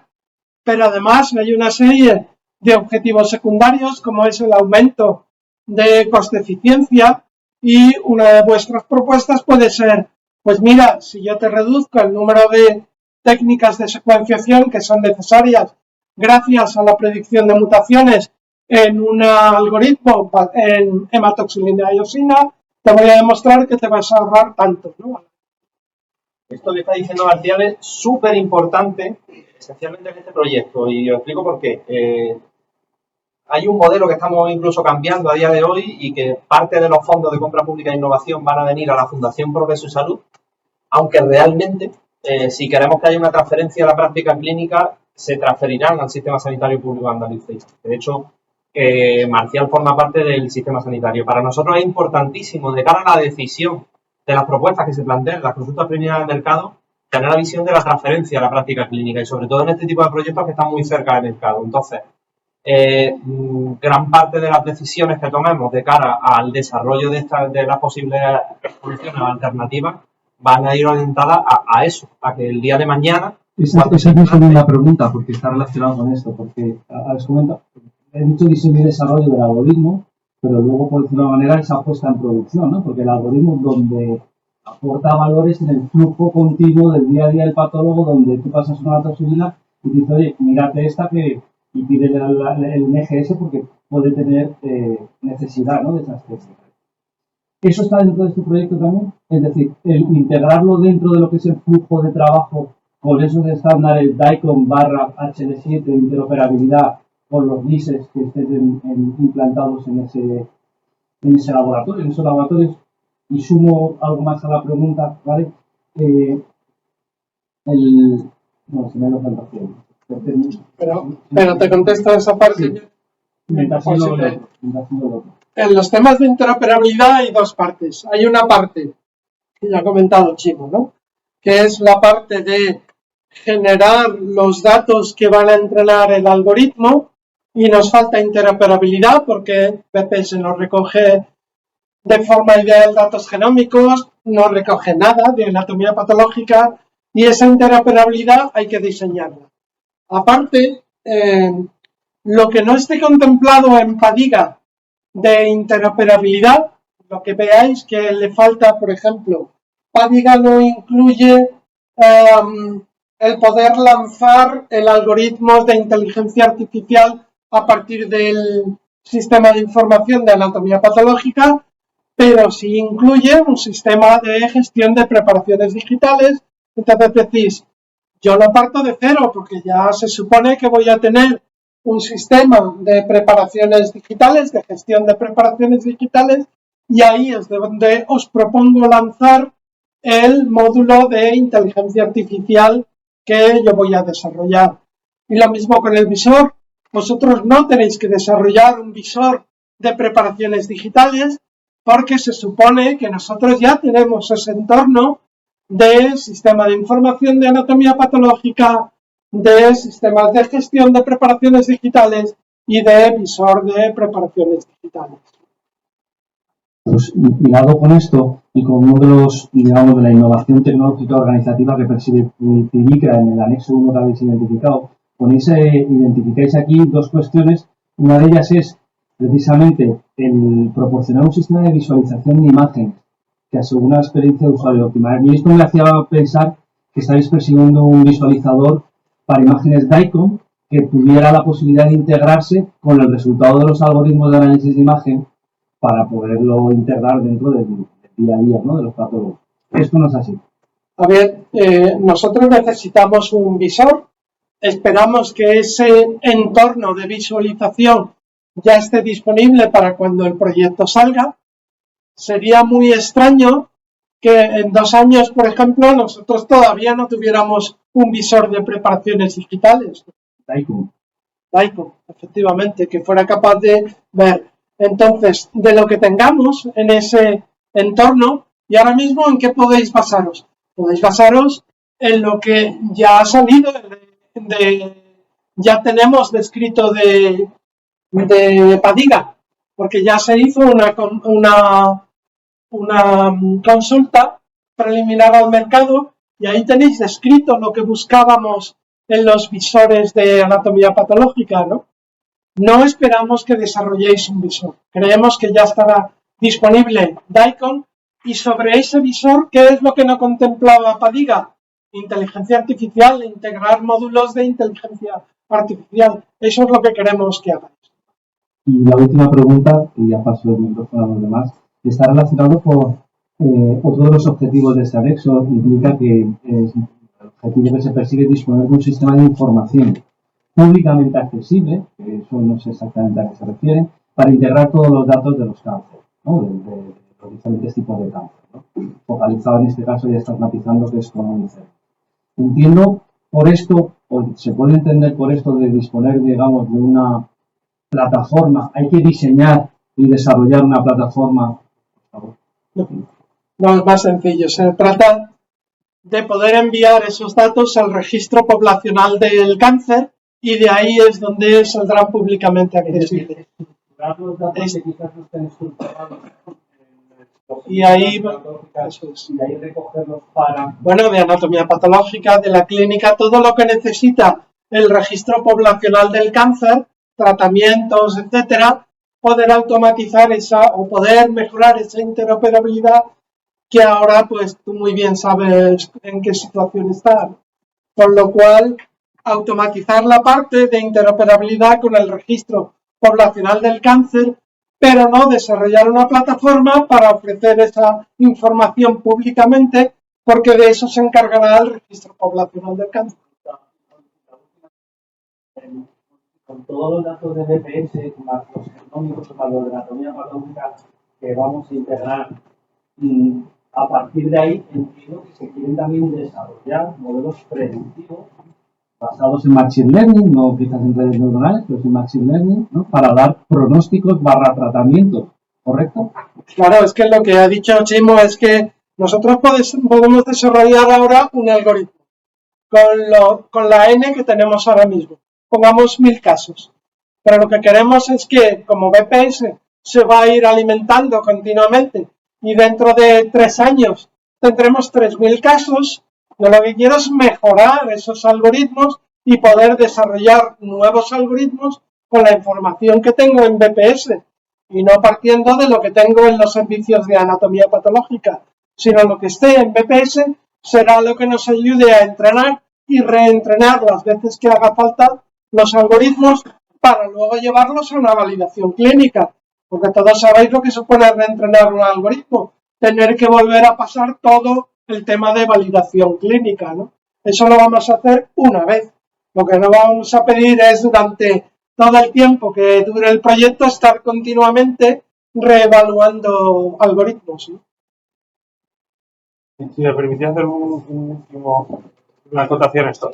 Es que realmente en todos estos temas de imagen es un poco la pescadilla que se muerde la cola, porque los algoritmos son buenos, prueban su eficacia, pero realmente faltan datos. Y los datos los vamos a generar cuando tengamos el algoritmo que en primera instancia nos permita hacer los diagnósticos usando esa imagen, porque si no, no hacemos tanto. Un primer algoritmo nos va a permitir acelerar, entrar en cribado y acelerar la producción de esos datos. Con esos datos que producimos lo que vamos a hacer es mejorar el algoritmo.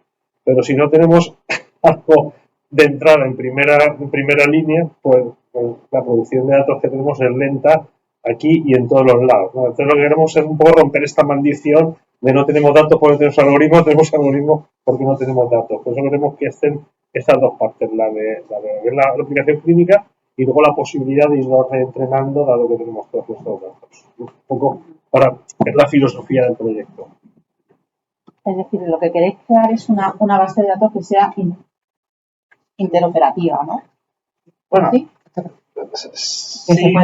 Que se pueda nutrir, entran unos datos, los organizas y de ahí puedes buscar cohortes poblacionales para obtener o rentabilizar otros algoritmos, perfeccionarlos y que todo sea dinámico en el tiempo. Bueno, con este algoritmo básicamente, ¿no? Bueno, no con, sí, que sea dinámico a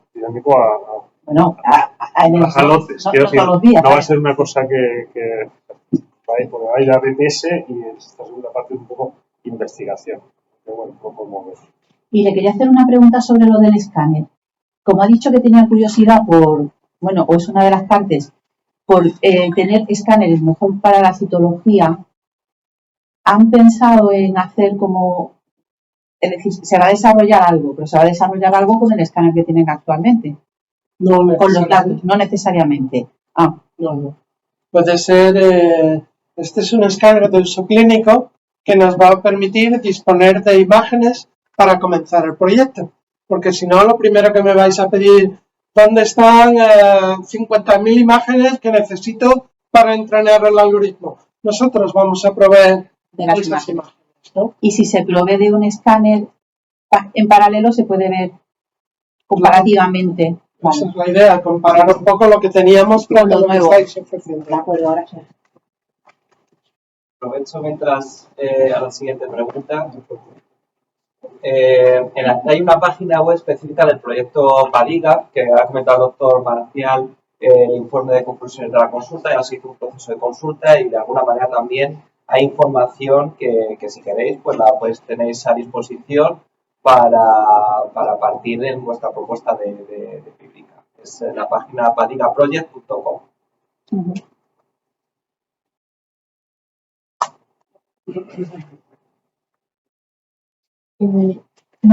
Nosotras tenemos algunas dudas más también relacionadas con todo esto. Una de ellas creo que está resuelta, pero quiero que quede realmente claro. En cuanto a, digamos, usuarios finales o validadores, está definido que es el centro este de Cádiz, y o sea, no necesitamos nosotros buscar ningún validador, ni adicional, se va a hacer ahí y se va a probar ahí seguro, ¿verdad? Sí. Vale.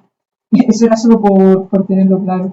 En cuanto a los datos y a la base de datos, entiendo que una vez pase toda la fase esta de consulta previa, la licitación y demás, en caso de ser al final contratado, supongo que tendríamos acceso a esas bases de datos, a esos datos, para poder trabajar, poder hacer las pruebas con los algoritmos, porque claro, si se hace la plataforma X o lo que sea, no es necesario, pero si vamos a desarrollar algoritmos y a diseñar algoritmos, lógicamente tendremos que probar. Entonces tendríamos acceso, supongo, a esos datos. ¿De qué manera sería? ¿No? Yo creo que Chimo ha explicado bien, ¿no? ¿Cuáles serían los mecanismos de seguridad para que las empresas puedan acceder a esos datos, ¿no? Sí, esa sería la idea, que vosotros pudierais acceder a esos datos. Bueno, a ver, hay distintas formas de hacerlo, básicamente, pero básicamente es que accedáis dentro del entorno de investigación. Un equipo controlado. Vale. Y esos datos, por ejemplo, las pruebas de imagen que haya, tanto de fotografía como pruebas de colonoscopia, vienen acompañadas del diagnóstico, es decir, si ya hay imágenes previas, sabemos si la persona realmente tenía un diagnóstico de cáncer o no lo tenía, o vamos totalmente a ciegas y contamos con etiquetas. Las imágenes tienen una gran anotación general, que es cáncer, no es cáncer, qué tipo de displasia, si es un cáncer in situ. O sea, todo lo que es el informe completo de anatomía patológica lo vais a tener asociado a esa imagen. Eso no es baladí la pregunta, porque eso está muy bien, pero dentro del mismo informe te vas a encontrar 4 preparaciones, 2 de ellas tienen cáncer y 2 de ellas no. Lo que no vais a tener anotada es que estas 2 imágenes tienen cáncer y estas 2 no. A nivel de paciente, a nivel de informe, tenéis esa gran anotación, pero no a nivel de cada imagen, ¿no? Entonces, una revisión con un patólogo centralizado para las imágenes. Bueno, si no, ahí queremos ver la propuesta. Hay propuestas donde te dicen hace falta efectivamente una anotación manual o una validación por patólogo o no, porque hay sistemas pues donde no hace falta esa intervención, ¿no? Entonces, no decimos que sean mejores unos sistemas que otros, lo que sí tenemos que ver que sea realista. No es lo mismo decir que tengo 100.000 citologías, con lo cual ahí no necesitas un sistema supervisado, porque con 100.000 preparaciones digitales de citología puedes entrar lo que quieras sin necesitar nada supervisado. A decirte, no, mira, es que de cáncer de colon y en concreto de cáncer invasivo, pues vamos a tener 5.000 biopsias o 5.000 imágenes al año. A lo mejor ahí sí que te planteas hacer algo supervisado. Y ya por último, es que justo lo que has estado diciendo me lleva a la última duda que teníamos. Cuando hablamos de datos clínicos, ¿realmente qué datos clínicos tendríamos del paciente? O sea, aparte de un informe, que entiendo que sí, por lo que acaba de decir, habría, por ejemplo, no sé, historial médico, antecedentes, digamos, información contextual y complementaria o solo lo exclusivo. No, todo lo que sea preciso. En el cáncer de cervix va a ser imprescindible tener no solo información de VPH, sino cuáles son los antecedentes de patología cervical de ese paciente. ¿Es la primera vez que es VPH positivo o lleva arrastrando un VPH positivo durante 3 años? ¿Es menopáusica o no es menopáusica? Hay información esencial que necesitamos en cáncer de cervix, en cáncer de colon, etcétera. En el colon supongo también, por ejemplo, si hay también familiares. Correcto. Si tiene hecho un estudio de riesgo familiar, en fin, toda esa información, porque está disponible en Diraya, podemos también integrarla. Pero está estructurada ya, para poderla integrar. Buena pregunta. ¿Cómo tiene estructurada la información BPS? Pues yo no soy un experto en el tema. Sé que ellos estaban pasando de un modelo relacional a otro modelo, pero ahora mismo esos datos para hacer una consulta relacional no creo que estén. Esa parte no está estructurada. Entonces a lo mejor habría que, a ver, se podría extraer la estructuración que se hace sacando la parte escrita, sobre todo a nivel de con codificadores, sacar CIE, sacar una serie de cosas de ese estilo. No sería muy difícil extraer esto, pero hay que ir a propósito. Esto ahora mismo no está hecho, pero bueno. Yo creo que digamos, todo lo que nos estamos planteando en los últimos años nos lleva a que nos tenemos que replantear, bueno, se tiene que replantear en BPS, pero no en NOS, estático. Realmente yo no sé en qué está ahí. Hay que replantearse un poco el que habría que extraer unas cuantas cosas más, porque estamos viendo que son necesarias y están ahí. Entonces, dentro del proyecto estaría lo que es un momento que si no sé. Entonces, dentro del proyecto sí se incluiría lo que sería la estructuración de los datos de BPS que puedan ser necesarios para unirlos a los datos de las imágenes para alimentar el registro de cáncer. Esa parte sí estaría dentro del proyecto. Claro, en el caso tenemos dos ejemplos concretos, ¿no? Todo es cuestión de definir, que ese es un trabajo obviamente que también haremos con vosotros, ¿no? ¿Qué datos clínicos necesito yo para cáncer de colon? Historia familiar, historia personal, si has participado previamente en el cribado, si ya tienes un test de sangre oculta en heces, si te has hecho una endoscopia, qué hallazgos tuvo la endoscopia. Entonces, primero es delimitar qué información necesitamos y dónde está esa información. Básicamente hay información que tiene BPS, pero a lo mejor hay una parte de la información, como es el informe de la endoscopia, puede ser un PDF, que está en Diraya, pues habrá que extraerlo de Diraya, ¿no? Y habrá que analizar con ellos si interesa ya trasladar esa información a BPS para no tener que estar consultando en Diraya y en BPS. Parece que lo más lógico es que toda esa información esté en BPS. Ese es un trabajo que está sin hacer. Es decir, ¿qué información es la relevante para cáncer de colon o para cáncer de cervix, ¿no? Que son los dos ejemplos, ¿no? ¿Y de dónde vamos a obtener esa información?